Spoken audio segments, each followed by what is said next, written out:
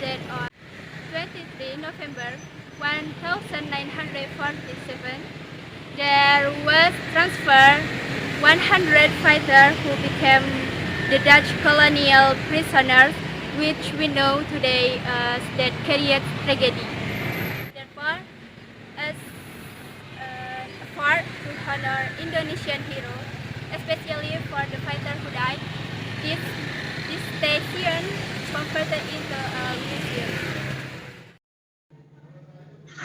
Unfortunately, we are not allowed to take video inside of the museum area, so these are some photos I have taken for you.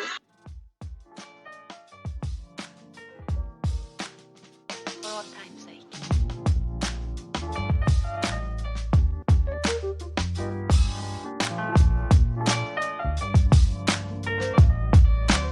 As time goes by.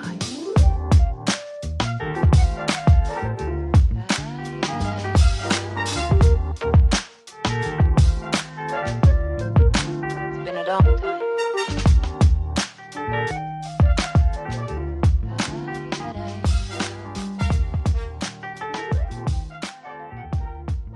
So, come here to will add your insight about railways. I am Nur Nadia Firdaus. See you later.